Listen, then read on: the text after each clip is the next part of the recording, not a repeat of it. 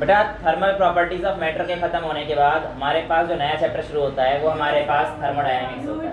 कोई बच्चा कहना चाह रहा है कि फ्लूइड्स होता है, बेटा फ्लूइड्स पहले आता है, वो मैंने करा दिया है ना। फ्लूइड्स पहले आता है, फिर थर्मल प्रॉपर्टीज ऑफ मैटर आता है सिस्टम में, और उसके बाद फिर हमारे पास क्या आता है, थर्मोडायनेमिक्स आता है। अच्छा, अब हमारे पास अगर कहानी आती है थर्मोडायनेमिक्स की, फिजिक्स वाले थर्मोडायनेमिक्स की, तो अगर मैं आप लोगों को एक सच बात बताऊं तो बहका दिया जाता है कि भैया थर्मोडायनेमिक्स फिजिक्स का अलग है, केमिस्ट्री का अलग है। तो ये बहकाया नहीं जाता, ये बात बहुत हद तक सच भी है। और एक आसान सी भाषा में बोला जाए तो फिजिक्स का थर्मोडायनेमिक्स थोड़ा सा भयावह भी हो सकता है, थोड़ा सा, बहुत ज्यादा नहीं। फिजिक्स का, केमिस्ट्री का सर वैसे ही थर्मोडा था, दिक्कत थी। फिजिक्स में आप वैसे ही डरा रहे हो, नहीं बेटा सिंपल है, बट वही अटेंशन स्टार्टिंग क्लास से देनी पड़ेगी, बस इस चीज़ को ध्यान रखना है। स्टार्ट करते हैं थर्मोडायनेमिक्स से। थर्मोडायनेमिक्स क्या है, कैसे है, इस चीज़ को शुरुआत करते हैं। तो देखो थर्मोडायनेमिक्स किस चीज़ से डील करता है, सबसे पहले डील करेगा, it deals with exchange of heat energy with in the bodies या बिटवीन द बॉडीज। किसी भी बॉडी में अगर आपकी हीट एनर्जी का एक्सचेंज हो रहा है तो वो हमारे पास किसके अंदर आने वाला है, थर्मोडायनेमिक्स के अंदर आने वाला है। विद इन द बॉडी को भी हम लोग ले सकते हैं, और बेटा बिटवीन द बॉडीज को भी लिया जा सकता है, राइट। अब हमारे पास आता है कैसे, तो हम अभी थोड़ी देर में देख ही लेंगे, उसकी टेंशन आप ना लीजिए, उसकी टेंशन मेरे को लेने दीजिए।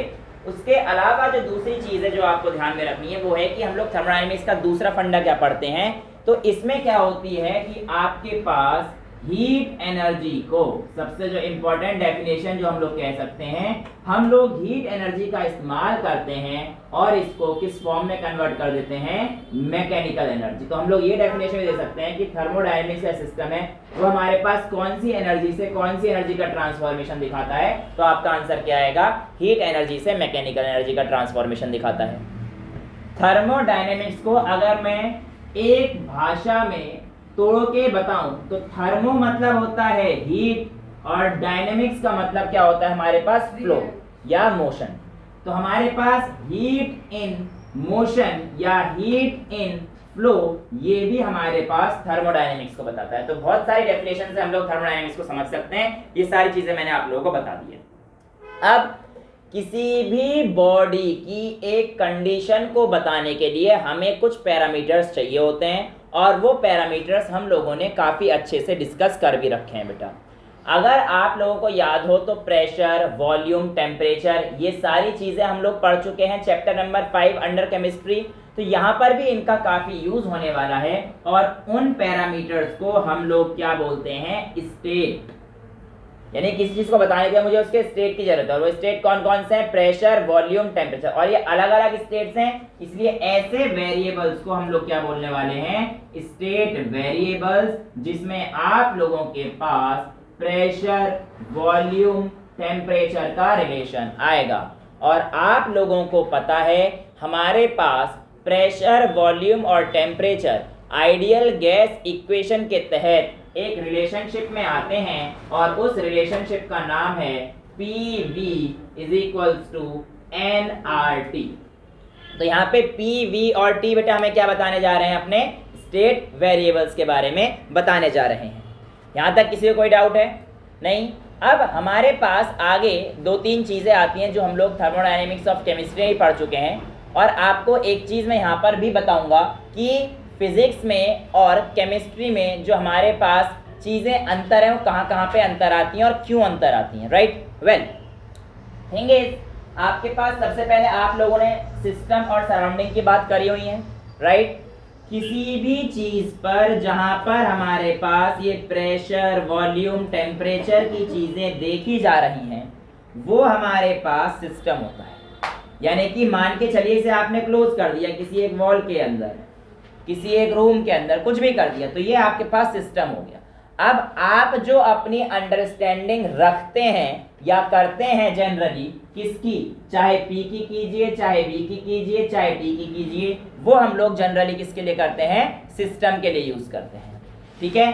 अब ये जो हमारे पास हमारा सिस्टम है, इसके बाहर वाली जो भी चीज होंगी उसे हम लोग क्या बोलते हैं, सराउंडिंग बोलते हैं। तो यानी कि रिपीटिशन यहाँ पर भी हमारे पास दोबारा से हो रहा है उसी थर्मोडायनेमिक्स का, जहां पर हम लोग चीजें दोबारा से डील करेंगे between system and surrounding, right. अब बेटा यहाँ पर जो सबसे इम्पोर्टेंट चीज़ है आपको ध्यान रखनी है वो है वर्क डन का साइन। क्या है? वर्क डन का sign. Work done on the system आप लोगों के पास केमिस्ट्री में पॉजिटिव हुआ करता था, याद आ रहा है? Work done on the system chemistry में पॉजिटिव आया करता था, लेकिन मैं आपको बता चुका हूं कि जो आज मैं थर्मोडायनेमिक्स शुरू कर रहा हूं फिजिक्स की है, इसीलिए यहाँ पे आप अभी work done on the system आप लोग इसे प्लीज नेगेटिव लेकर चलिए और work done by the system को आप लोग कृपया करके पॉजिटिव लेकर चल लीजिए। अभी क्यों और कैसे आपको कुछ ही चंद मिनटों में समझ में आ जाएगा, इसकी टेंशन ना लो सर ऐसा उल्टा क्यों होता है। ठीक है, यहां तक किसी को कोई डाउट है? नहीं है? आगे चल सकते हैं। Now there are 3 types of system that you people are already aware of, that is first कौन सा था हमारे पास? Open system. ओपन सिस्टम की अगर मैं बात करता हूं तो बेटा ओपन सिस्टम हमारे पास वो सिस्टम हुआ करता था जिसमें हमारे पास मैटर और एनर्जी यानी कि हीट दोनों का ही एक्सचेंज किया जा सकता है, और ऐसे सिस्टम को हम लोग ओपन सिस्टम बोलते हैं। जैसे कि एक चाय अगर आपके पास रखी हुई है और ओपन छोड़ दो, ठीक है, और चाय छोड़ो पानी रख देते हैं एक ग्लास में, ठीक है, तो पानी वेपर बन के भी उड़ जाएगा, और गर्म पानी रखा हो तो उस टाइम ठंडा भी हो जाएगा, तो हीट का भी एक्सचेंज हो गया और मास का भी एक्सचेंज हो गया। यानी कि जब भी आपके पास एक ऐसा सिस्टम होगा जहां पर आपके पास मास और एनर्जी दोनों का ही एक्सचेंज हो जाए, वो हमारे पास सिस्टम कैसा बेटा? Open system. दूसरा हमारे पास क्या आया था बेटा? हमारे पास क्लोज सिस्टम। क्या आया था? Close system. क्लोज सिस्टम में हमारे पास इसी पानी के कप को आप बस ढक कर रख दीजिए, आपको क्या दिखेगा कुछ समय के बाद कि पानी ठंडा तो हो गया है लेकिन जितना था पानी का वॉल्यूम उतना ही है। यानी कि एनर्जी का तो एक्सचेंज हो जाता है लेकिन मास का एक्सचेंज नहीं होता है। ठीक है, समझ में आ रहा है? अब ऐसा क्यों होता है बेटा? ऐसा इसलिए होता है क्योंकि आपके पास ये जो वॉल्स हैं जिसकी हम लोग बात कर रहे हैं, ये वाली वॉल होती है कंडक्टिंग वॉल। कैसी वॉल होती है बेटा? Conducting wall. और कंडक्शन की वजह से अब मैं आपको पढ़ा चुका हूं कंडक्शन में हीट का फ्लो हो सकता है, कैसे होता है हम लोग पूरा थर्मल प्रॉपर्टीज ऑफ मैटर में पढ़ चुके हैं। कंडक्शन की वजह से आराम से एनर्जी का इधर उधर जाना संभव हो सकता है। अब मैं आपसे क्या कह रहा हूं कि आपके पास थर्ड टाइप ऑफ सिस्टम है, जो हमारे पास कौन सा सिस्टम रहता है? Adiabatic system. अब एडियाबैटिक सिस्टम को अगर हम लोग बात करते हैं तो हमारे पास जो सिस्टम आता है इसमें क्या रहता है कि ना तो हमारे पास मास का एक्सचेंज हो सकता है और ना ही हमारे पास एनर्जी का एक्सचेंज हो सकता है। यानी कि अगर आप इसी वाटर को थर्मस फ्लास्क के अंदर रखते हैं तो गर्म का गर्म ही मिलता है। हालांकि कोई भी चीज़ प्योरली एडियाबैटिक तो नहीं है इस वर्ल्ड में अभी तक, बट हाँ फिर भी सिलिकॉन का यूज़ करके हम लोग गीजर्स वगैरह अच्छे बना चुके हैं, बट फिर भी 100% कहना तो काफ़ी दिक्कत वाली बात है, क्योंकि अभी हम लोग जब कार्नोटी पढ़ेंगे तो वहाँ पे भी हम लोग देखेंगे कि 100% तो कोई एफिशिएंसी चीज़ की बन नहीं सकती है। तो जो हमारे पास सिस्टम है थर्ड वाला, वो हमारे पास आइसोलेटेड सिस्टम से डिफाइन करते हैं, ओपन सिस्टम, क्लोज सिस्टम, और थर्ड क्या है हमारे पास? Isolated system. आइडियोटिक सिस्टम नहीं है, आइसोलेटेड सिस्टम कर लेना। आइसोलेटेड सिस्टम में क्यों ऐसा होता है, इस चीज को जानने के लिए हमें पता रहना चाहिए कि हमारे पास वहां पे जो वॉल होती है वो कैसी होती है? एडियाबैटिक वॉल होती है, जो कि हमारे पास ना तो बेटा मास का और ना ही एनर्जी का एक्सचेंज होने देती। ठीक है, तो एडियाबैटिक वॉल एक ऐसी वॉल है जिसमें से हमारे पास हीट ट्रांसफर नहीं की जा सकती, यानी कि चेंज इन हीट आपके पास यहाँ पर क्या होने वाला है? 0 रहने वाला है। तो इस तरीके से आपके पास आपको 3 सिस्टम के साथ इंट्रोडक्शन कराया जाता है। इसके बाद आप लोगों को छोटी मोटी चीज़ें आती हैं जो आपको पता रहनी चाहिए, वो हमारे पास थर्मोडायनेमिक प्रोसेस का रहता है, और उसके अलावा कितने टाइप्स के थर्मोडायनेमिक्स प्रोसेस रहते हैं, ये सारी चीज़ें हम लोग उसमें भी कर चुके हैं chapter number 5 states of matter में। तो पूरा डिटेल में तो देखते हैं, बहुत ज़्यादा जाने की जरूरत नहीं है क्योंकि मैं न्यूमेरिकल्स वगैरह करा के आप लोगों के अप्रोच सीधे लगा दूंगा। हम लोग लेके आते हैं सीधे प्रोसेस के नाम। तो सबसे पहला जो प्रोसेस था उसमें हमारे पास था आइसोथर्मल प्रोसेस। कौन सा था बेटा? Isothermal process. अब ये जो आइसोथर्मल प्रोसेस है बेटा, अगर मैं इसकी बात करूंगा तो आइसो मतलब सेम, थर्म मतलब टेम्परेचर, यानी कि कोई भी एक ऐसा प्रोसेस जो कांस्टेंट टेम्परेचर पे हो रहा है वो हमारे पास कौन सा होता है? हमारे पास आइसोथर्मल होता है। यानी कि इसमें क्या चीज कांस्टेंट रहती है? कांस्टेंट टेम्परेचर रहता है। दूसरा हमारे पास रहा करता था आइसोबारिक। क्या रहता था बेटा हमारे पास? आइसोबारिक। बार हमारे पास प्रेशर के लिए होता है, आइसोसेम। तो यानी कि यहाँ पे हमारे पास क्या चीज सेम रहने वाली है, प्रेशर सेम रहने वाला है, इसलिए हमारे पास यहाँ पर कांस्टेंट प्रेशर रहने वाला है। तीसरा हमारे पास हुआ करता था आइसोकोरिक। आइसोकोरिक में हमारे पास क्या चीज सेम रहती थी बेटा, हमारे पास वॉल्यूम कांस्टेंट रहा करता था, और इसके केस में हमारे पास अगर किसी जगह पर V कांस्टेंट रहता है तो हमारे पास वर्डन क्या आ जाता है, 0 आ जाता है। यहाँ पर भी आपको ध्यान रखने वाली चीजें पता रहनी चाहिए। इसके अलावा आपके पास एडियाबैटिक रहता है। एडियाबैटिक प्रोसेस में हमारे पास क्या रहता है बेटा, चेंज इन हीट 0 रहता है, मतलब delta Q is equals to 0। ये सारे प्रोसेस आप लोगों को पता रहने चाहिए। No transfer of heat in adiabatic process, ये सारी चीज़ें आप लोगों को चैप्टर नंबर 5 में भी करा चुके हैं, इसमें कोई बड़ी चीज़ें तो है नहीं। इसके अलावा एक दो प्रोसेस और थे जो आपको पता रहने चाहिए, वो कौन कौन से होते हैं बेटा। एक तो हमारे पास होता है साइक्लिक प्रोसेस और एक होता है non cyclic process. Cyclic process हमारे पास वैसे तो एक क्लोज्ड फिगर के तौर पर आती है, जहाँ पर हमारे पास क्लोज फिगर होता है। जरूरी नहीं है कि हमारे पास इनिशियल और एंड पॉइंट बिल्कुल सेम हो, ये कहना मतलब आप हो सकता है कोई एक बाउंड्री पहले से फिक्स कर दो, फिर आप यहाँ से यहाँ तक पहुंचे, तो ये भी एक साइक्लिक प्रोसेस के अंदर ही है। लेकिन ठीक है, अगर आपके पास साइक्लिक को पूरा डिफाइन करना है तो हम लोग डिफाइन तो ऐसे ही करते हैं कि जिसका इनिशियल और फाइनल पोजीशन सेम हो वो हमारे पास साइक्लिक होती है। लेकिन जरूरी नहीं है कि मैं हर बार यही चीज, मैं कह रहा हूँ एक आदमी साइक्लिक प्रोसेस के अंदर आधा काम करता है, तो आधा काम का मतलब ये तो नहीं है ना कि उसने बिल्कुल पूरा इनिशियल और फाइनल पोजीशन सेम है, नहीं, जरूरी नहीं है। लेकिन हाँ, साइक्लिक प्रोसेस में आपके पास क्लोज फिगर बनती है, इस बात का होना तय है। लेकिन ये हमेशा सच नहीं होगा कि साइक्लिक के अंदर हमेशा इनिशियल फाइनल सेम होंगे, ठीक है।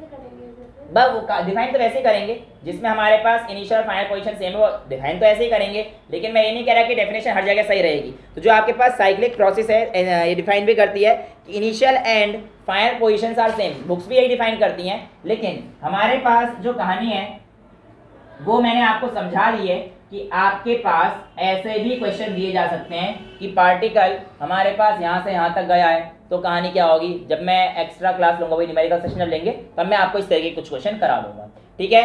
इतनी चीज समझ में आ गई हैं। नॉन साइक्लिक प्रोसेस क्या हुआ बेटा, बेटा साइक्लिक में इनिशियल फाइनल पोजीशन सेम होगा। जैसे आपने यहाँ से शुरू करा और ऐसे घूम के आए तो ये साइक्लिक हो गया, यानी कि कोई भी प्रोसेस जिसमें आपका इनिशियल फाइनल पोजीशन सेम रहेगी वो हमारे पास साइक्लिक प्रोसेस रहने वाला है। और अगर नॉन साइक्लिक की मैं बात करूंगा तो नॉन साइक्लिक प्रोसेस कौन से होते हैं, जिसमें इनिशियल और फाइनल पोजीशन सेम नहीं है।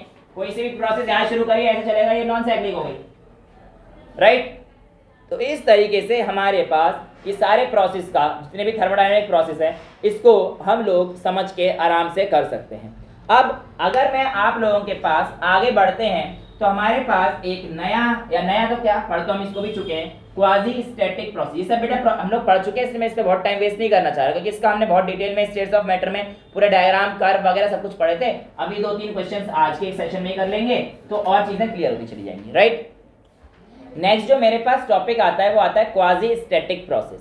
क्वाजी स्टैटिक प्रोसेस क्या है, कैसे है, अगर मैं इस चीज को डिफाइन करता हूं तो बेटा क्वाजी स्टैटिक, ओके बैक यहाँ पे हम लोग जो डिस्कस करने जा रहे हैं इसको हम लोग किसको करने जा रहे हैं, क्वाजी स्टैटिक प्रोसेस को डिस्कस करने जा रहे हैं, डिस्टर्ब नहीं। तो वैसे तो क्वाजी में डिस्टर्बेंस आएगा ही आएगा। एक्चुअल में क्या होता है क्वाजी स्टैटिक प्रोसेस, इस चीज को समझ लेते हैं। और क्यों वर्डन ऑन द सिस्टम हमारे पास इस बार नेगेटिव और बायो सिस्टम पॉजिटिव होने वाला है, इस चीज को भी एक बार देख लेते हैं।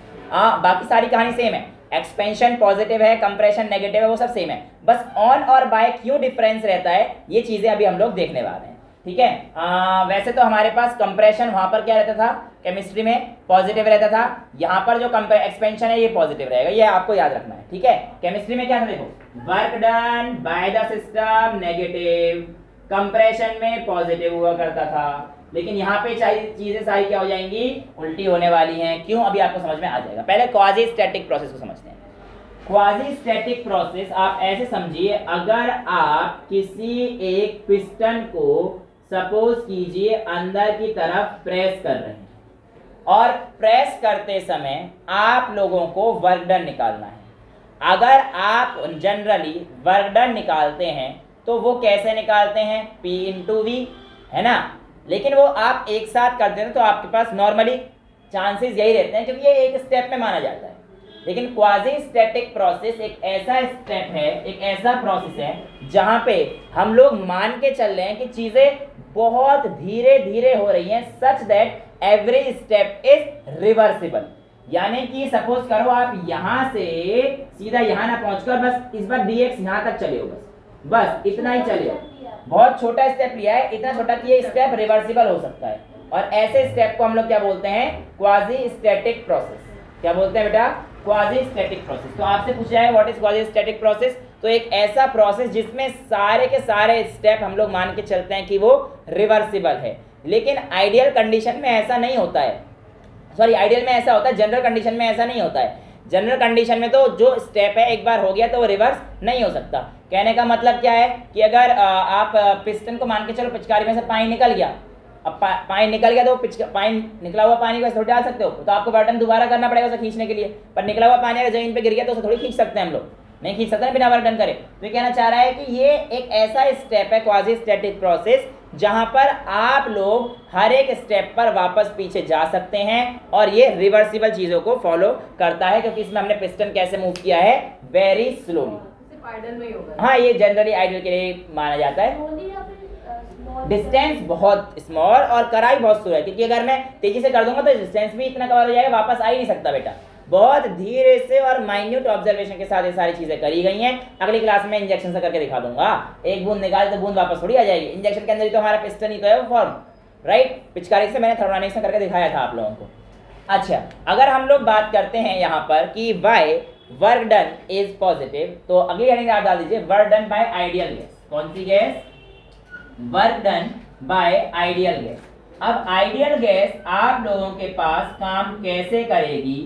Work done by ideal gas, ये सारी चीजें हम लोग देख लेते हैं और इसमें आप लोगों को समझ में भी आ जाएगा कि हमारे पास किस तरीके से कहानी हुई है, राइट? ओके, देखिए कहानी इस बार हमारे पास थर्मोडायनेमिक्स की कुछ अलग से रहती है। क्या रहती है? केमिस्ट्री में हम लोगों ने ऊपर से नीचे हमने किस चीज को प्रेस किया था और उसके बाद चीजें क्या हुई थी? कंप्रेस हो गई थी, वॉल्यूम कम हो रहा था, ऐसा कुछ हमने पढ़ा था, याद आ रहा है? अब यहाँ पर एक्चुअल में चीजें ही अलग तरीके से ली गई हैं, इसलिए हम लोग अलग साइन ले लेते हैं, बाकी चीजें सेम है। एक्चुअल में इस बार क्या है कि आपके पास ये आपका पिस्टन है और ये पिस्टन आपके पास इनिशियल कंडीशन पर ये, समझ में आ रहा है? ये आपके पास क्या है? आपका पिस्टन है और ये इनिशियल कंडीशन पर है, राइट? आपके पास इस बार जो इसकी प्लेट है इसको आप एक बर्नर के थ्रू क्या कर रहे हो? हीट कर रहे हो। क्या कर रहे हो बेटा? हीट कर रहे हो। और यहाँ पर क्या भरी हुई है हमारे पास? कोई भी एक गैस भरी हुई है। क्या भरी हुई है? गैस भरी हुई है। अब एक्चुअल में क्या है कि आप यहाँ पर जब आप इसे हीट करोगे, तो हीट के दौरान अब इसे नीचे थोड़ी कर पाएंगे, तो गैस की प्रॉपर्टी क्या है? ये एक्सपेंड होगी ऑन हीटिंग, ये तो हम लोग पढ़ चुके हैं। गैस की प्रॉपर्टी यही तो है कि gas will expand on heating, और जब गैस एक्सपेंड होगी तो ये पिस्टन कहाँ जाएगा? बाहर की तरफ जाएगा। तो ये पिस्टन जो अभी यहाँ पर था, जो हमारी गैस थी, इसको इतना ही कर देता हूँ, वॉल्यूम कहीं चेंज लगे तो लग सेम है दोनों, तो आपका पिस्टन तो आ जाएगा बेटा यहाँ पर, और ये जो ओरिजिनल वाला था वो था यहाँ पर। ये डिस्टेंस मैंने मान ली डेल्टा एक्स से चेंज हुई है। आपका पिस्टन यहाँ पहुंच चुका है और आपकी गैस अब क्या हो चुकी है? थोड़ी सी एक्सपेंड हो चुकी हैं। अब क्योंकि आपके पास इस बार की जो कहानी थी वो हमारे पास नीचे से ऊपर वाली गई है, नीचे से ऊपर गई है, एक्सपेंशन हुआ है, और इसी एक्सपेंशन को जो कराया है वो किसने कराया है? इसने कराया है। तो work done by the system है, क्योंकि सिस्टम था ना, अभी समझाया था मैंने आपको, ये सिस्टम है। तो इस पिस्टन को बाहर निकालने में जो वर्क डन है वो किसने कराया? सिस्टम ने। तो सिस्टम ने बेसिकली, हम लोग इस बार यहाँ से यहाँ देख रहे हैं, यानी कि पहले यहाँ पर था और ये यहाँ पर पहुंच गया, बाहर जा रहा है ना, इस चीज को पॉजिटिव मान रहे हैं। केमिस्ट्री में उल्टा होता है, जब हम लोग प्रेशर अंदर मारते थे मतलब उसको, तो हम लोग पॉजिटिव लेते थे। बेसिकली जहां पे हम लोग काम कर रहे हैं ना, वही काम तो देखना है। वहां पर हम लोग काम करते थे, यहाँ पे इस बार सिस्टम काम कर रहा है, तो जो काम कर रहा है उसको देख लो, बस फंसोगे नहीं। हालांकि आप एक को याद करके दूसरा आंसर माइनस करोगे तो भी नहीं फंसोगे, कैसे ही कर सकते हो। बट लॉजिक जो है वो ये है कि फिजिक्स वाले जो अपनी चीजों को डील करते हैं वो इस तरीके से करते हैं कि आपने हीट किया तो गैस एक्सपेंड हुई, जिस वजह से आपका पिस्टन जो है क्या हो गया? डेल्टा एक्स बाहर चला गया। अब बात तो यही है कि आपके पास यहाँ पर जो चीजें यूज हुई होंगी वो हमारे पास क्या है। ऐसा तो नहीं है कि मैं किसी भी चीज को लेके यूज कर लूंगा। अब मैंने हीट किया है, और अगर हीट किया है किसी भी चीज को, तो मैं उसको किसकी भाषा में समझाना पड़ेगा मुझे, अब थर्मोडायनेमिक्स की भाषा में समझाना पड़ेगा। और थर्मोडायनेमिक्स की भाषा में समझाने के लिए मैं केमिस्ट्री की वो सारी चीजें लेके बिल्कुल सेम तो नहीं बता सकता। यानी कि अगर मैंने किसी चीज को थर्मोडायनेमिक्स चीजें बताई हैं, तो मैं यहाँ पे बताऊंगा कि बेटा आपके पास चेंज क्या आएगा और चेंज क्यों आएगा। एक्चुअल में अब मैं जो इसका वर्क डन निकालूंगा वो थर्मोडायनेमिक वेरिएबल्स की टर्म्स में निकालूंगा। किसकी टर्म्स में निकालूंगा, थर्मोडायनेमिक वेरिएबल्स। अब जो हमने पढ़ा है बिल्कुल वही चीजें यूज होंगी और कुछ भी यूज नहीं होगा। आप लोगों ने क्या पढ़ा है, वर्क डन क्या होता है, फोर्स इनटू डिस्टेंस। हाँ ठीक है, ये बात आप लोगों की मैं मना नहीं कर रहा, लेकिन बेटा मुझे ये वर्क डन किसकी टर्म्स में चाहिए, अब थर्मोडायनेमिक सिस्टम में चाहिए। और इस थर्मोडायनेमिक सिस्टम में वर्क डन कैसे निकालूंगा, तो आपको इसको भी चेंज करना पड़ेगा और इसको भी चेंज करना पड़ेगा। बट ये सारे चेंज आपको यहाँ पर अभी नजर आने वाले हैं 2 मिनट में। देखो आप लिख सकते हो pressure is equals to force upon में एरिया। तो फोर्स को क्या आप प्रेशर इनटू एरिया लिख सकते हो, बिल्कुल लिखा जा सकता है। प्रेशर ये जो गैस पे एग्जर्ट हो रहा है, और एरिया जितने एरिया पे एग्जर्ट हो रहा है, ये तो आपको यहाँ पर दिख गया है। मेरे हिसाब से कोई प्रॉब्लम नहीं आनी चाहिए। तो अगर आपके पास आपका work done pressure into area लिखा जाए तो इसमें कोई दिक्कत तो नहीं होनी चाहिए मेरे हिसाब से तो। और अगर मैं डिस्टेंस की जगह पर, सीधी सीधी बात है, कोई भी चीज कितना डिस्टेंस मूव करी है उसी को ही तो देखना है मेरे को। अब यहाँ पर जो ds डिस्टेंस था वो यही तो डिस्टेंस हो जाएगा, और जो ये जो डिस्टेंस था मेरे पास ये क्या है, ds यानी कि डेल्टा x। तो यहाँ पे कितना आ जाएगा, ये a times of dx, right. यहाँ तक किसी को कोई दिक्कत। अब अगर मैं dx लेता हूं तो मेरा वर्क डन भी क्या होगा, छोटा सा हो जाएगा, इसलिए मैं उसे dw भी लिख सकता हूं। और dw आपके पास हो जाएगा p dot dv, volume area into length. जो भी चीज भाई एरिया तो हमारे पास इसका पूरे का था, इनटू मैंने लेंथ कर दिया, तो बेटा एरिया इनटू लेंथ क्या होता है, वॉल्यूम होता है, इसलिए मैंने p डॉट dv लिख दिया। तो हमारे पास dw is equals to p dot dv की जो छोटी सी डेरिवेशन आ जाती है वो आप लोगों के सामने आ जाती है। यानी कि अगर मुझे टोटल वर्क डन निकालना है, एक तो ये है, अब dw तो छोटा सा वर्क डन है, टोटल वर्क डन निकालना है तो क्या करना पड़ेगा मोटे से, इंटीग्रेट करना पड़ेगा। इतना तो आप सीख चुके हैं। तो आप कह सकते हैं sir integration of dw, p आप बाहर निकाल लीजिए, और इंटीग्रेशन ऑफ dv का इंटीग्रेशन हमारे पास कहां से आ जाएगा, v इनिशियल से v फाइनल तक। तो w is equals to p times dv, v initial से लेकर v फाइनल तक की कहानी आप लोग आराम से, अब मैं सोच रहा हूं कि आप निकाल सकते हैं। यहां तक किसी बच्चे को कोई डाउट है तो बताइए, वरना हम लोग आगे चल सकते हैं। चलें, कोई दिक्कत तो नहीं। अब आपके पास जो अगला टॉपिक आता है वो आता है बेटा हमारे पास calculation of work from PV graph. Heading डाल दीजिए, calculation of work from PV graph, मिटा दो इसको, ठीक है। अब हमारे पास पीवी ग्राफ से किस तरीके से हम लोग वर्क की कैलकुलेशन कर सकते हैं, इस चीज को जानते हैं। वैसे तो हम लोग ये काम पहले भी कर चुके हैं कि हमारे पास जो पीवी ग्राफ का एरिया था वो हमारे पास क्या हुआ करता था, उसका वर्क डन हुआ करता था। तो यहाँ पर ही बेटा सेम चीज है कि आप लोगों के पास जो वर्क डन आएगा वो कैसे निकालोगे, आप पीवी ग्राफ से ही निकालोगे। लेकिन अब मैं आपसे कह रहा हूं कि मेरे पास प्रेशर भी तो 2 टाइप के आ सकते हैं, एक आ गया प्रेशर ये, एक आ गया वॉल्यूम ये। अब इस पीवी ग्राफ में आपके पास जो आपका प्रेशर है वो पहले केस में मान के चल रहा हूं कि कांस्टेंट प्रेशर है। तो कांस्टेंट प्रेशर के केस में आपके पास अगर मैं ऐसे कर देता हूं तो मेरे पास कैसे मान लो, स्टार्टिंग से ना करके यहां से ले लो, एक ही बात, ऐसे करके यहां पर मैं आपसे कहता हूं कि बेटा आपका प्रेशर क्या है, कांस्टेंट। एक केस तो ये हो गया, और दूसरा केस आता है जहां पे आपका प्रेशर क्या है, वेरिएबल है। और जब बेटा प्रेशर वेरिएबल आएगा तो उसके केस में हमारे पास आप लोगों का ये वाला काम बन जाएगा, यानी कि आपके पास प्रेशर क्या कर रहा है, टाइम के साथ वेरी कर रहा है, तो ये वाली कहानी आ जाएगी।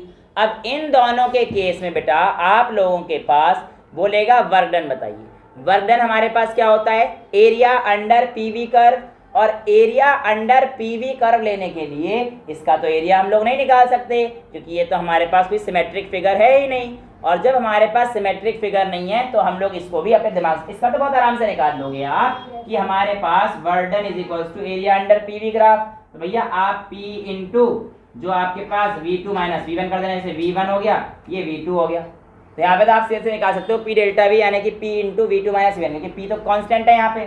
तो आपके पास कितना आ जाएगा P times of V2 minus V1, इसका तो वर्डन आ गया। यानी कि जब कांस्टेंट प्रेशर होता है तब आपको कोई दिक्कत नहीं आएगी। लेकिन यहाँ पे भी दिक्कत क्यों आएगी? यहाँ पे भी तो मैंने आपको सिखा दिया।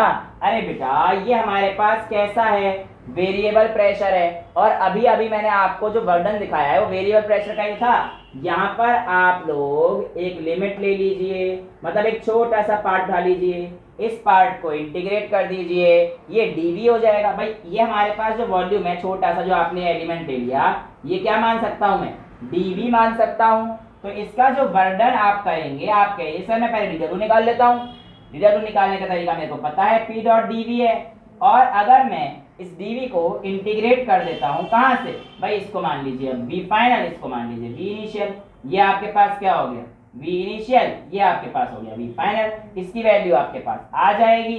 तो आप इस तरीके से अपना आराम से कैलकुलेट कर सकते हैं। यहाँ तक किसी बच्चे को कोई डाउट है?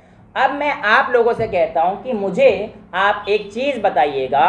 मैं आप लोगों को सामने दोबारा से दो तरीके के ग्राफ रखूंगा, आपसे पूछा जाएगा कि किसके केस में आपको लगता है पॉजिटिव वर्क है और किसके केस में आपको लगता है कि आपका वर्क जो है नेगेटिव है। ग्राफ आप लोगों के सामने ये रहा।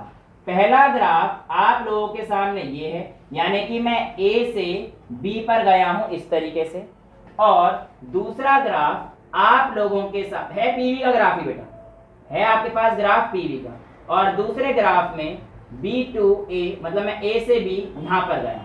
आप मुझे बताइए कौन से ग्राफ में आपको लगता है, या फिर अगर इसमें दिक्कत आए तो ऐसे कर लो, इसको उल्टा कर दो हल्का सा, ऐसे भी कर सकते हो, एक ही बात है, उसमें तुम्हें कोई दिक्कत नहीं आएगी। जैसे ही करना है वैसे कर लो। अब आप मुझे बताइए कौन से केस में आपका वर्क पॉजिटिव है और कौन से केस में आपके पास नेगेटिव वर्क है। ए से बी पॉजिटिव है और बी, ए से बी तो दोनों ही जा रहे हैं। पहले वाला पॉजिटिव है, दूसरा वाला नेगेटिव है। कैसे कैसे पता हम लोगों को? ये नीचे से ऊपर जा रहा है ना, इससे तो कोई मतलब नहीं होना चाहिए, नीचे से ऊपर जाना है, ऐसे रटना नहीं है बेटा। कह सकते हैं प्रेशर का भी खेल है, वॉल्यूम का खेल ज्यादा है। Well well well well well P तो हमारे पास अगर V final, yes exactly, V final और वी इनिशियल देखना, ठीक है। अब यहाँ पर देखिए हमारे पास जो टर्म आती है वो आती है V final minus V initial, right. ये अगर मैं ध्यान से करता हूँ तो मेरे पास V final minus V initial आती है।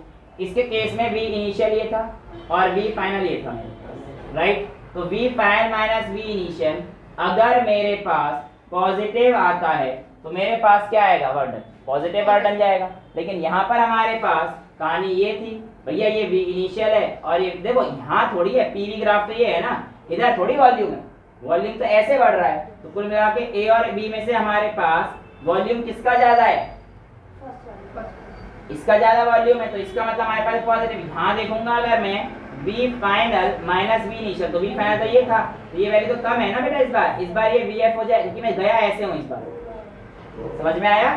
तो हमारे पास इस बार की कहानी इस तरीके से यहाँ पे आ जाएगी नेगेटिव। इसीलिए आपसे ये भी पूछा जा सकता है कि आपके पास जो वर्क डन है वो पॉजिटिव कब रहता है और नेगेटिव कब रहता है। कर लेंगे इतना, इसमें तो कोई दिक्कत नहीं आएगी। अभी अगर मैं आप लोगों से एक क्वेश्चन और करता हूँ तो आप लोगों को बताना है कि किस तरीके से आप लोगों का वर्क डन पॉजिटिव है या नेगेटिव है या ज़ीरो है। जनरली अगर मैं आपसे कहता हूं तो आप लोग कहते हैं कि सर वर्क डन डिपेंड करता है उसकी इनिशियल पोजीशन पर और फाइनल पोजीशन पर, लेकिन जो थर्मोडायनेमिक्स में वर्क डन है वो पाथ पे भी डिपेंड करता है, ये बात ध्यान रखिएगा। ऐसा नहीं है कि थर्मोडायनेमिक्स में वर्क डन पाथ पे डिपेंड नहीं करता है ना। 9th क्लास में पढ़ते हैं ना कि चाहे ऐसे जाओ चाहे ऐसे जाओ चाहे ऐसे जाओ, वर्क डन सब में सेम है। लेकिन थर्मोडायनेमिक्स में हीट की वजह से, क्योंकि जो हमारे पास चीज़ है वो एक्चुअली बॉडी के, देखो अगर मैं किसी भी थर्मोडायनेमिक इक्विलिब्रियम की बात कर रहा हूँ, ध्यान सुनिएगा इस चीज़ को, थर्मोडायनेमिक अगर इक्विलिब्रियम की बात कर रहा हूँ तो बेटा उसके लिए कंडीशन नेसेसरी है। उसके लिए कंडीशन नेसेसरी है कि बाहर के साथ साथ बाहर की चीज़ें इक्विलिब्रियम में होनी चाहिए। जो हमारे सिस्टम को स्टडी करना चाह रहे हैं, जिस सिस्टम के बारे में हम लोग स्टडी करना चाह रहे हैं, उस सिस्टम की चीज़ें भी समय के साथ साथ चेंज नहीं होनी चाहिए। उस सिस्टम की चीज़ें का मतलब उस सिस्टम के उस समय पर वेरिएबल्स यानी कि पी, वी और टी कांस्टेंट रहने चाहिए हर टाइम पर, तभी वो सिस्टम हम लोग थर्मोडायनेमिक इक्विलिब्रियम में मानेंगे। वरना अगर इंटरनली भी चेंज हो रहा है तो ये कहना गलत भी हो सकता है कि वो सिस्टम हमारे पास, क्योंकि यार सिस्टम इक्विलिब्रियम में रहने के लिए सराउंडिंग का इक्विलिब्रियम में रहना सिर्फ कंपलसरी नहीं है, ये भी जरूरी है कि जो हमारा सिस्टम है उसके भी पीवीटी समय के साथ चेंज ना कर रहे हो। तो थर्मोडायनेमिक इक्विलिब्रियम कब माना जाएगा? जब पूरा सिस्टम और सराउंडिंग कोई भी चीज चेंज ना हो रही हो, ठीक है, समय के साथ, उसको इक्विलिब्रियम की कंडीशन बोलेंगे। वेल, अब मैं आपसे अगर बात करता हूं, एक सिस्टम में साइक्लिक वर्क हुआ जिसमें कि आपकी बॉडी ए से बी गई पहले और फिर बी से ए आई, तो आपके पास कुछ इस तरीके से कहानी थी और ग्राफ आपके पास वही है, P वर्सेस V ग्राफ। अब आप मुझे बताइए कि इस दौरान जो कहानी हुई होगी वो आप लोगों की क्या रही होगी। यानी कि आपका क्वेश्चन है work done during this process is, आपका ऑप्शन है फर्स्ट पॉजिटिव, सेकंड है नेगेटिव, थर्ड है 0 और फोर्थ है कांट बी डिटरमाइंड। ठीक है, यहाँ पर आप लोगों ने बिल्कुल सही ऑप्शन पकड़ लिया है, कोशिश करिए सही ऑप्शन पकड़ने की, पर जितनी तेजी से 0 बताया उतनी तेजी से 0 नंबर और -1 और मिला है। ठीक है बेटा, अब मेरी बात सुनिएगा, मैंने आपको पहले ही हिंट दे दी थी इस क्वेश्चन को कराने से पहले कि थर्मोडायनेमिक्स में आप लोगों का पाथ भी रोल प्ले करेगा कि आप लोगों का वर्क क्या है। जितनी तेजी से 0 आया है ना सभी का, बड़ी खुशी हुई थी मुझे कि सबका आंसर गलत है ना। मुझे मजा तभी आता है जब सारे आंसर गलत करते हैं, तो ये ऐसे क्रॉस लगा देना 2-2 बार। इसका आंसर बेटा हमारे पास क्या आएगा? पॉजिटिव आएगा। रीजन क्या है? आइए अब इस चीज को चेक कर लेते हैं। राइट, रीजन ये है कि आप लोगों के पास यहाँ पर थोड़ा सा दिमाग लगाना था। सर कैसी बात कर रहे हो, यही तो नहीं होता, बस बाकी कुछ भी करा लो। पी और वी की अगर हम लोग बात करते हैं तो यहाँ पर देखो बेटा, ए से बी पर जब हम लोग जा रहे थे, जब हम लोग ए से बी पर जा रहे थे तो हमारा वर्क डन ये था, तो इसका जो वर्क डन है ये देखेंगे तो हमारे पास इतना आएगा। राइट, ये ए टू बी का आ गया जब हम लोग जा रहे थे, और इस समय पर हमारे पास एक तो वॉल्यूम भी बढ़ा ही है। ठीक है, तो कुल मिला के कहानी ये होती है कि ये work done during expansion show कर रहा है। ठीक है, अभी एक चीज और बताऊंगा आपको जिससे कि आपके लिए और आसान हो जाएगा। और दूसरा, जब हमारे पास वॉल्यूम घट रहा है तो हमारे पास उसका ग्राफ B2A का ग्राफ कुछ ऐसा है, B2A का ग्राफ कुछ इस तरीके से है। राइट, दिख रहा है? ये तो उसमें कोई दिक्कत नहीं आ रही भाई। A to B का हमारे पास ऐसे गया, B2A का हमारे पास ऐसे गया। तो आप मुझे बताओ ये वाला एरिया ज्यादा है या फिर ये वाला एरिया ज्यादा है? मतलब फर्स्ट का एरिया ज्यादा है, सेकंड का एरिया ज्यादा है? ऑब्वियसली फर्स्ट का एरिया ज्यादा है। तो जब फर्स्ट का एरिया ज्यादा है और ये हमारे पास वर्क डन ज्यादा दिखाता है, ये पॉजिटिव साइकिल है, ये नेगेटिव साइकिल। पॉजिटिव नेगेटिव क्या है इसका भी मैं आपको एक छोटा सा हिंट और दे देता हूँ। इससे पहले मुझे एक चीज और करानी चाहिए थी, बट कोई, आप अभी देखिए एरिया फर्स्ट वाले का ज्यादा है और सेकंड वाले का कम है। आप ये भी तो कह सकते हो सर सेकंड वाले में फर्स्ट क्यों नहीं माइनस हो सकता। मैं इसके लिए आपको 1 मिनट में कराता हूँ, अभी वो आपको समझ में आ जाएगा। तो बेसिकली हमारे पास टोटल वर्क डन क्या हो जाएगा? W1 + W2 हो जाएगा बेटा, लेकिन W1 पॉजिटिव में, W2 नेगेटिव में। ठीक है, इसलिए आपके पास ये कहानी ऐसे हो जाएगी। समझ में आता है? Well, why I have chosen W2 as negative, तो you can make a star mark here and note this point कि जब भी आपके पास कोई भी वर्क डन हो रहा होगा, किस प्रोसेस के दौरान? साइक्लिक प्रोसेस, यानी कि क्लॉकवाइज डायरेक्शन में work done in cyclic process during clockwise direction, during clockwise direction. इसको बेटा आप लोग हमेशा कैसा लेना? पॉजिटिव लेना। और जब भी हमारे को वर्क डन निकालना है एंटी क्लॉकवाइज, तो इस डायरेक्शन को आप लोग क्या लेना बेटा? नेगेटिव लेना। जब आप इसको देखेंगे तो शायद अब आपको आपका आंसर बहुत आराम से मिल गया है कि आपके पास आपका ये वाला प्रोसेस A to B क्या था? क्लॉकवाइज था, पॉजिटिव था, पॉजिटिव का एरिया ज्यादा है, और B2A क्या था आपके पास, नेगेटिव था। तो इस तरीके से आप लोग छोटे मोटे सवाल को कर सकते हैं कि सर A to B में जो एरिया था वो हमारे पास क्या है, ज़्यादा है एज कम्पेयर टू B2A, इसलिए हमारे पास आपका जो वर्क डन आता है वो पॉजिटिव आता है। इसको मिटा सकता हूँ। अब आप लोगों को मैं एक छोटा सा नमूना और अगर पेश करना चाहूँ तो आप ऐसे भी समझ सकते हैं कि अगर आप लोगों के पास P और V का ग्राफ है और इस ग्राफ में आप कुछ इस तरीके से चलने की कोशिश कर रहे हैं, तो ये कैसा वर्डन होगा, पॉजिटिव होगा या नेगेटिव होगा? साइक्लिक प्रोसेस आपको दिखाई दे रहा है इसमें, तो इसलिए क्लॉकवाइज है और ये हमारे पास कौन सा वर्डन देगा, पॉजिटिव वर्डन देगा।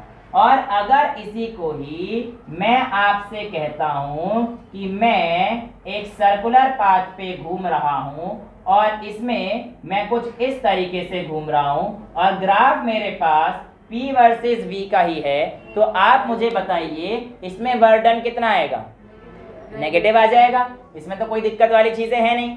अब बेटा मैं आप लोगों से पूछना चाहता हूं कि मुझे बताइए इन दोनों के केस में वर्क डन कितना आएगा। बेटा आप लोगों से पूछा जाएगा कि इस केस में वर्क डन कितना आएगा। तो देखो ये बात तो हमें समझ में आती है कि वर्क डन पॉजिटिव होगा, नेगेटिव होगा, लेकिन कितना आएगा इसके लिए क्या करते हैं हम लोग, एरिया निकालते हैं ना पीवी ग्राफ का। तो बेटा इसका भी एरिया और इसका भी एरिया। अब सर इसका एरिया निकालेंगे कैसे, प्रॉब्लम तो सारी यहीं पे आ रही है। तो मैं आज आपको साइक्लिक वाले केस में सर्कुलर वाले हैं उसकी एक छोटी सी ट्रिक बता देता हूं, तो आपका आंसर भी हमेशा उससे सही रहेगा और इसका तो बहुत मुश्किल है नहीं। क्योंकि देखो बेटा एरिया अंडर पीवी ग्राफ में ये आपका ट्रायंगल बना हुआ है और ट्रायंगल में आपके पास 1/2 बेस इंटू हाइट होता है। तो बेसिकली ये आपके पास फाइनल प्रेशर P2 है, ये आपके पास फाइनल प्रेशर P1 है और ये आपके पास V1 है, सॉरी फाइनल वॉल्यूम है ना, तो V2 मान लीजिए, इसको V1 मान लीजिए।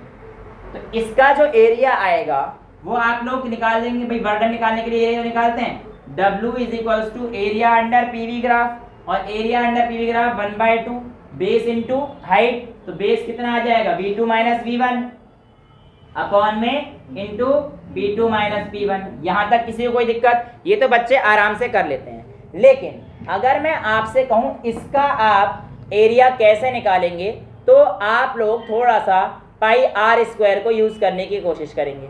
लेकिन पाई आर स्क्वायर तो है ही नहीं, अब हमारे पास आर की वैल्यूज तो नहीं दे रखी हैं, प्रॉब्लम तो यहीं पर है। अगर मैं आपको कोई कोऑर्डिनेट दे भी देता हूँ, लेट्स से आपको 2 दे दिया, लेट्स से मैंने आपको 4 दे दिया और लेट्स से हमारे पास ये 0, फिर से वही 2 3 4 ऐसे दे दिया, तो भी आप रेडियस तो इसका मेजर नहीं कर पाएंगे मेरे हिसाब से, अभी तो नहीं कर पाएंगे, राइट।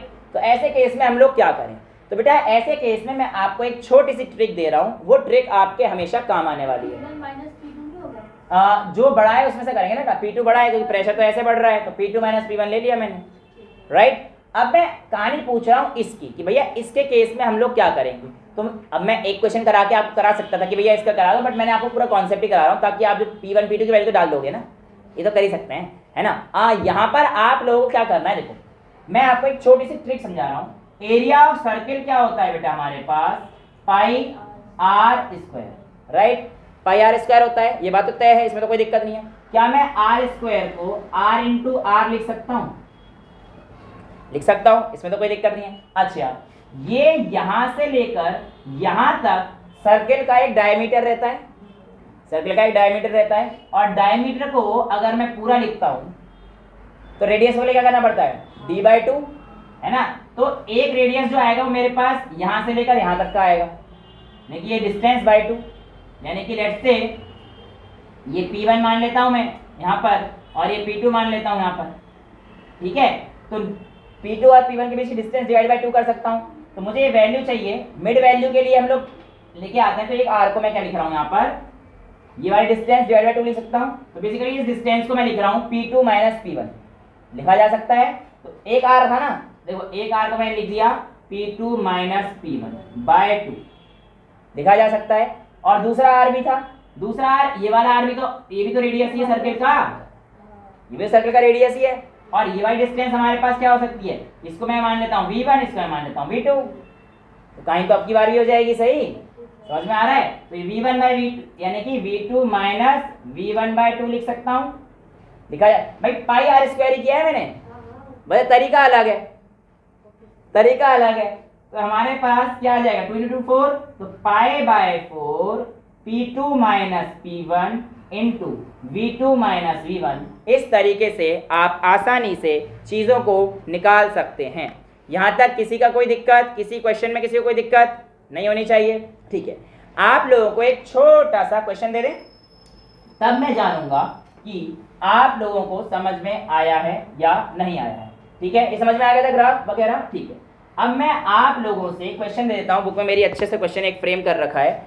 ये आपके पास एक ग्राफ है, किसका, V वर्सेस P का, किसका दे रखा है बेटा, V वर्सेस P का।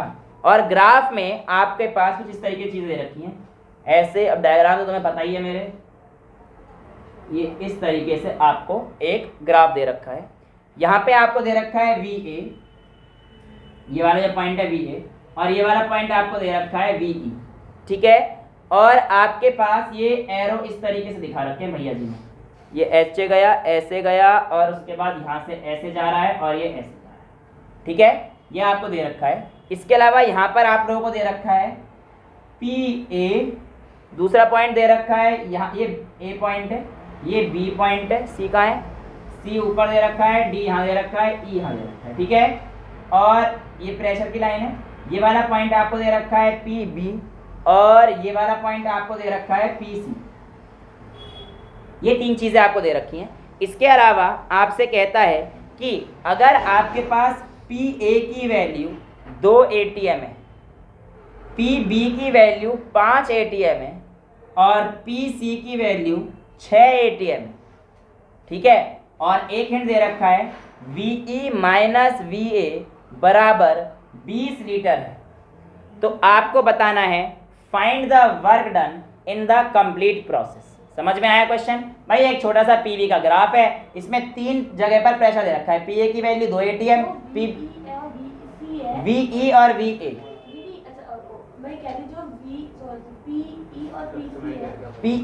PE तो है ही नहीं, PA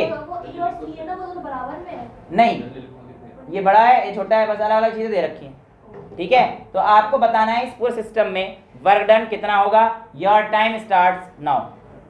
बेटा यहाँ पर देखिए, थोड़ा सा दिमाग लगाने वाला क्वेश्चन तो था, बट इतना भी टफ नहीं था। एक्चुअल में इस क्वेश्चन में आपको 2 पार्ट में चीज़ों को तोड़ना है। ये अगर आप EBAE वर्क डन आपके पास 2 प्रोसेस में कर दीजिए, EBAE। ये वाला प्रोसेस अगर आप देख रहे हैं साइक्लिक प्रोसेस है, क्लॉकवाइज प्रोसेस है। और ये वाला प्रोसेस अगर आप देखोगे ये एंटी क्लॉकवाइज है। देखो यहाँ से आ रहा है तो ये यहीं जाएगा। और BDCB ये हमारे पास एंटी क्लॉकवाइज है, यानी कि इसका वर्डन नेगेटिव है और इसका वर्डन पॉजिटिव है, क्योंकि हमारे पास कैसा प्रोसेस है, क्लॉकवाइज प्रोसेस है। समझ में आती है इतनी बातें?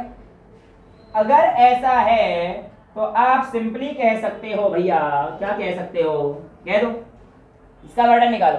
तो वर्डन कैसे निकालोगे? क्लॉकवाइज के लिए पॉजिटिव 1/2 बेस इंटू हाइट। अब इसका जो बेस बनेगा वो हमारे पास ये बनेगा, और ये क्या है, PB माइनस PA। ये जो सिखाया मैंने आपको अभी ट्रायंगल में, तो 1/2 PB माइनस PA, राइट। यहाँ तो कोई दिक्कत नहीं है। अब इंटू हाइट, हाइट क्या हो जाएगा, VE माइनस VA 20 है, ठीक है। अब देखो PB और PA की वैल्यू आपको दे रखी है, 5 माइनस 2 3, तो यहाँ पे आपके पास आ जाएगा 3 इंटू ये कितना आ जाएगा 20, तो कितना आ गया 30 आ गया मेरे हिसाब से। तो यहाँ तो कोई दिक्कत नहीं होनी चाहिए। अब कहानी आई थी सर हम लोग एंटी क्लॉकवाइज में कैसे निकाले, ठीक है सर। एंटी क्लॉकवाइज में आ जाएगा 1/2 इंटू BD इंटू CD, ठीक है। बट आपके पास BD तो फिर भी निकाल सकते हो, PB PC है ना, मतलब ठीक है। BC और BD तो पॉइंट सेम पे है ना, तो इस पॉइंट पे हमारे पास जो चीजें हैं, प्रेशर तो सेम ही रहेगा ना, चाहे C पे, क्योंकि देखो प्रेशर ऐसे चेंज हो रहा है, C और D में प्रेशर सेम है। तो आप निकाल दो BC, मतलब यहाँ से लेकर यहाँ तक की डिस्टेंस पर, ठीक है। आप B और C को निकाल सकते हो, PB माइनस PC तो निकाल सकते हो, यानी कि इसको मैं ऐसे लिख सकता हूँ 1/2 PB PC माइनस PB लिखना पड़ेगा, बड़ा PC है, तो PC minus PB into volume कैसे लिखोगे, VC माइनस VD। लेकिन बात तो सारी वही है, PC माइनस P तो 6 माइनस 5 1 ले लोगे, VC माइनस VD कैसे लोगे, बताइए सर, बताइए। हाँ बताओ तो आंसर निकालते। बेटा सुन लो, अब ये इतना आसान नहीं था, थोड़ा सा दिमाग लगाना था, वैसे तो बहुत आसान है। ट्रायंगल आपके पास ABE and triangle CBD similar है। क्यों सिमिलर है? एक तो वर्टिकली अपोजिट एंगल इक्वल हो जाएंगे, और दूसरा ये अल्टरनेट एंगल बना लेना AEB is equals to BDC। दो एंगल इक्वल हो गए, ट्रायंगल सिमिलर हो गए। अगर ट्रायंगल सिमिलर है तो आपके पास जो AE अपॉन में ये वाला, मतलब इसका जो रेशियो है, साइड्स के रेशियो हमारे पास सेम रहता है सिमिलर ट्रायंगल के, तो आप कह सकते हो VE माइनस VA अपॉन में PB माइनस PA का रेशियो बिल्कुल बराबर होगा आपके पास VC माइनस VD अपॉन में PC माइनस PB। राइट? यहां से मेरे हिसाब से ये वैल्यू गिवन थी, ये वैल्यू भी गिवन थी, ये वैल्यू आपको निकालनी है, और ये वैल्यू गिवन है, PC और PB गिवन है आपको। और अगर आप इस वैल्यू को निकाल दोगे तो आपके पास क्या आ जाएगा आंसर? भाई सीधे आ गया ना, VC माइनस VD की वैल्यू आ जाएगी। भाई यहाँ पे क्या दे रखा है 20, ये कितना है 3, यहाँ पे 1 आ जाएगा, हाँ is equals to VC minus VD, तो 20/3 ही आ जाएगा 1 की मल्टीप्लाई। तो यहाँ पे 1/2 इंटू कितना है 1 इंटू 20/3, तो कितना आ गया 10/3। लेकिन ये वाला वर्डन नेगेटिव है और ये वाला वर्डन पॉजिटिव था, तो आपका आंसर कितना आ जाएगा W1 प्लस W2। नेट वर्डन कितना आ जाएगा W1 प्लस W2, और W1 कितना आया था हमारे पास 30, और W2 कितना आया -10/3, क्योंकि नेगेटिव एंटी क्लॉकवाइज था ना, तो इसे माइनस करना पड़ेगा, -10/3। इसको सॉल्व कर लेना, आपका आंसर आ जाएगा क्या बेटा? हाँ, जो भी वैल्यू आएगी 80/3 जो भी वैल्यू आएगी उसको आप सॉल्व करके आपका आंसर निकाल सकते हैं। ठीक है, तो ये आपके पास थर्मोडायनेमिक्स की इंट्रोडक्टरी क्लास थी, जिसमें आपको मैंने ग्राफ वगैरह से रिलेटेड क्वेश्चंस कराए। अभी हम लोगों ने फर्स्ट लॉ वगैरह शुरू नहीं किया है, तो बस इंट्रोडक्शन था। ठीक है, कहानी तो आगे शुरू होगी। आज के लिए इतना ही रखते हैं। That's all for today. Thank you so much.